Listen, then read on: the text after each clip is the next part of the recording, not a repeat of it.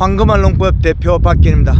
오늘은 경북 김천 지역의 사과밭에 나와 있습니다. 2025년 2월 13일 오전역입니다. 지금 산에는 멀리 눈이 많이 와서 아직까지 산이 뽀얀 상태입니다. 그리고 저 뒤로 보면 이 사과밭에 전정을 해서 지금 사과가 지금 봄 준비를 하고 있습니다. 그런데 이 사과 가원에 보면 바닥에 이렇게 퇴비를 많이 줘놨습니다. 퇴비를 줘놨는데 이 퇴비의 유기물이 어떤 역할을 하고 비료가 미치느냐, 그래서 퇴비 속에 들어있는 것은 이시가 높게 나오나 질소분 아닙니다. 그 질소분은 적고 인산가리 성분이 많아서 이시가 높게 나옵니다.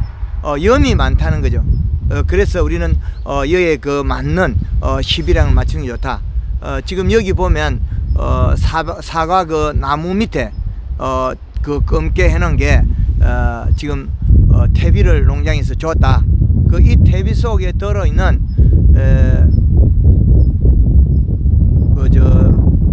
영양소, 질소가 아닌 인산가리, 칼슘, 마그네슘 이런 거 본다면 인산과 염이 많다. 질소분은 부족하다. 그리고 유기물은 많이 있다. 그래서 우리가 이런 퇴비를 줄 때 나무 밑에 모닥모닥 주는 것보다는 조금 흩쳐주고 겨울에 지금처럼 일찍 줘서 눈이나 비에 녹아서 염이 좀 빠지는 게 좋다.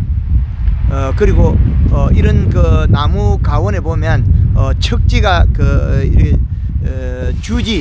주관에서 주지를 많이 뽑았는데 이 주지가 굵어지고 사과가 많이 못 여는 거는 수령이 가면 갈수록 아래 위 간격이 높아야 되는데 이 간격 터울이 좀 좁다는 거죠. 간격을 넓혀주고 그 다음에 웃자라지 않는 가지를 너리더리가 많이 달아야만이 사과가 많이 열고 도장지가 적게 발생하는데 이런 나무들을 보면 잘 형성돼 가지고 웃자라지 않는 가지가 많이 나오면 나무가 안 굵어지고 사과가 많이 열고 그러면 나무와 나무 간격이 주지 척지를 뽑아낸 간격과 주지 여름에 가지 간격이 너무 터울이 좁으면 아래 간격이 좁으면 나무가 도장성이 강하다. 그렇기 때문에 나무가 수령이 가면 갈수록 한 가지에 많이 열고 옆으로 뽑아내는 척지의 개수를 줄여야 된다. 그렇게 또한 말씀드릴 수 있고 이런 그 일련의 농사들이 우리가 그 시작을 하는 겨울에 퇴비주기 그리고 비료는 눈이 나기 전에 눈 나기 한 20일 전에 주면 좋다. 그리고 토양 분석을 해서 그 부족분 비료를 주는 게 좋지 인산가리를 계속 복합비료 주면 여름에 나무가 더위를 많이 탄다. 그렇게 또한 말씀드릴 수 있고 봄에는 이 시값이 2.5 정도를 유지해주고 여름에는 1.8 이하 정도로 맞춰주는 게 좋다. 이 사과나무는 이렇게 가원들이 다 직립으로 되어 있기 때문에 여름에 상당히 더위를 많이 탑니다. 그리고 더위를 많이 타기 때문에 옛날식으로 이렇게 세워가지고 변칙 주간형으로 이렇게 가지가 많이 아래 위 겹치가 있는 거는 위에는 덥고 아래는 좀 시원한데 직립으로 세우는 상태에서 지금 재배되는 가원들은 더위를 많이 탑니다. 그래서 충분한 질소분이 많이 먹어야 되고 그리고 우리가 여름에 봄에는 비분이 부족하고 비가 적게 오거나 물을 안 뿌렸을 때 제일 처음에 오는 게 화상병, 그 다음에 세균성 병들이 많이 오는데 그 병들이 주가 되는 것이 비군이 부족해서 신초엽에서 맺는 여백 1액 여백에서 들어있는 아미노산 단백질이 제피곰팡이, 불안병, 화상병 이런 병이 됩니다. 그리고 우리가 그 갈색무늬병, 갈반 이런 병들 그리고 가을에 또 사과가 누렇게 해가 부패가 되는 부패병, 꼭지 썩은병 이런 병들은 비분이 부족해서 생긴다.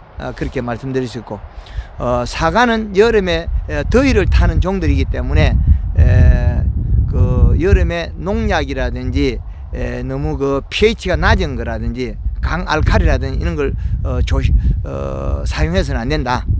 그리고 연면 시비를 할 때도 뭐 여름에 봄에 요소를 뭐 한 바가지 이어 좋더라. 그 여름에도 한 바가지 이으면 잎에 과일에 그 비료 과다에 의한 그 경화가 돼서 안 자라는 경우가 많습니다. 그런 부분을 상당히 주의해야 된다. 그래서 계절에 맞는 방법으로 재배하고 시비를 한다면 참 좋다. 그래서 토양 분석 결과에 식물의 밥은 질소, 반찬은 인산가리, 칼슘, 마그네슘을 보면 됩니다. 그래서 그 계절에 맞는 토양 성분에 맞는 성분은 많이 있는 거는 안 줘도 되지만은 식물이 먹어야 될 밥 질소분은 우리 토양 기술센터 분석표에 없습니다. 그래서 우리가 이 내용을 알고 식물에 밥을 충분히 줘야만이 과일이 더이를 안 타고 잘 자라는데 비료분만 맞추면 과일이 도장지가 됩니다. 도장순이 됩니다. 그러나 연면시비에서 초기 봄순을 키우고 나면 그 봄순으로 영양이 움직이면 과일로 영양이 많이 움직이기 때문에 과실이 자라고 도장성이 발생하지 않습니다. 그래서 황금알 농법 내용에 그런 내용을 많이 보면 된다. 그리고 이제 겨울을 지나고 봄이 오면 이제 눈나기, 봄순이 돋아나기 20일 전에 목면시비 골드 그린이나 칼라를 우리 가원에 칼슘이 부족하다 생각할 때는 칼라가 좋고 뭐 그렇지 않은 칼륨이 많다 그러면 그린이 좋다. 그래서 그린이나 칼라를 물 500리터에 2리터에 설탕 5kg 정도를 살포해주면 체내 저장양분이 확보돼서 봄순이 좋게 나오고 꽃이 화려하게 잘 핍니다. 그리고 꽃이 피었을 때는 우리가 연면시비 충분히 해줘서 여백이 맺어서 꽃으로 안 들어가야만이 과심 곰팡이가 발생하지 않습니다. 꽃이 만개했을 때나 70~80% 이상 만개했을 때 꼭 연면시비 해줘라. 꽃이 만개했을 때 그러면 과심 곰팡이가 많이 발생하지 않습니다. 그 말은 70~80% 꽃이 폈을 때 연면시비를 해서 잎이 두꺼워서 여백을 안 맺으면 사과에 과심 곰팡이가 꽃폈을 때 균이 들어가기 때문에 그게 발생하지 않는다. 그래서 꽃 속으로 들어가는 여백 속에 들어있는 아미노산 단백질에서 발생하는 거라고 보면 되겠습니다. 그리고 이제 나무를 한번 보면서 설명드리도록 하겠습니다. 이 나무는 수령은 같으나 크기가 제각각 다릅니다. 그리고 요런 나무는 하나를 죽고 새로 보시겐 나무. 그러면 이 나무 큰 나무는 보면 아래 나무가 가지가 많이 안 열립니다. 가지 척지가 나무 굵기에 비해 가지고 결과가 많이 안 된다는 거죠. 그러나 상부의 가지는 보면 가지 굵기에 비해 아래쪽으로 처진 가지가 많습니다. 그럼 얘는 열매만 연다는 거죠. 그래서 옆으로 뻗은 이 척지를 개수를 줄이고 한 가지를 척지에서 또 옆으로 주지를 이렇게 뽑아서 여기서 많이 달아야 되는데 이 굵은 가지가 몇 개 없다.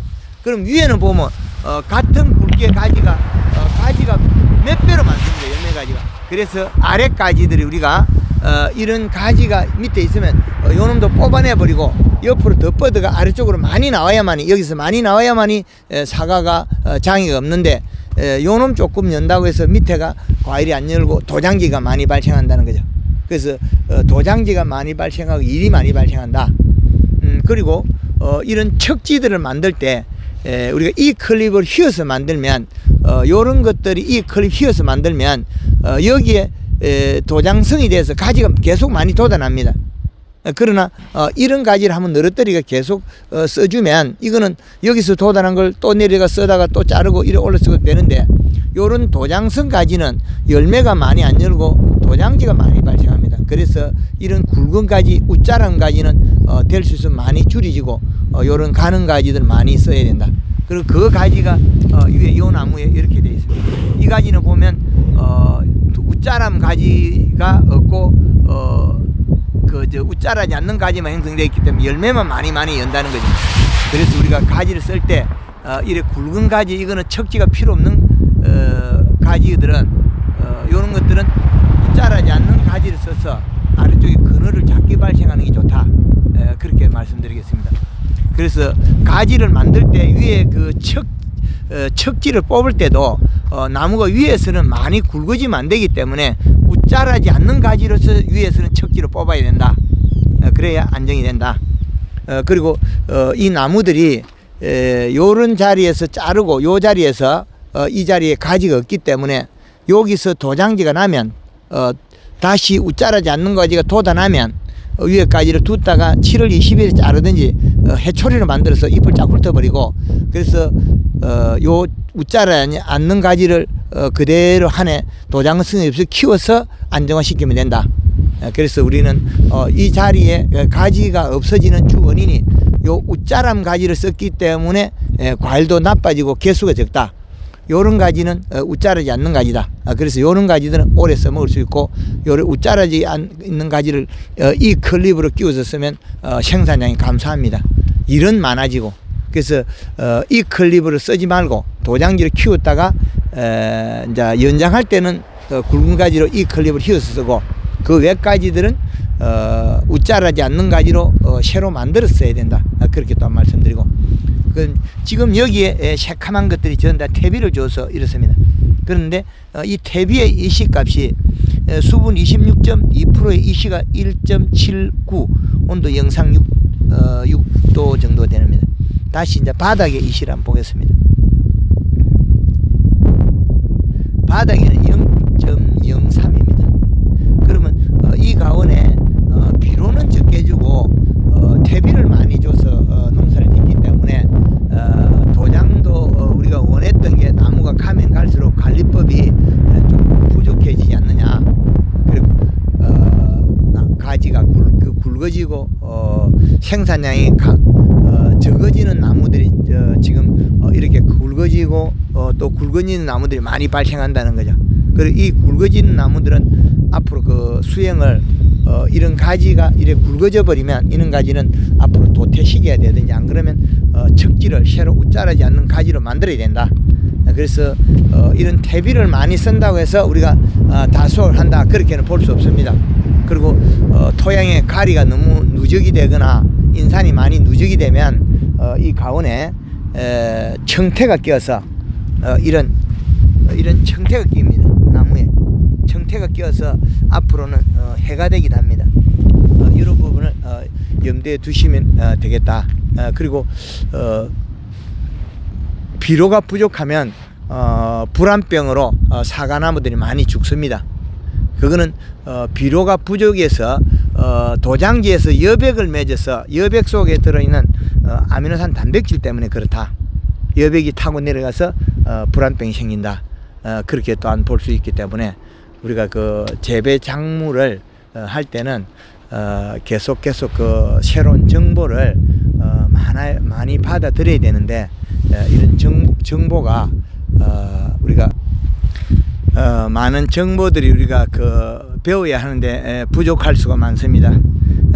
이런 나무들 보면 착과량이 많아서 몸통도 잘 컸고 하나 이렇게 퇴비를 많이 줘서 뿌리가 죽어버린 경우 많습니다.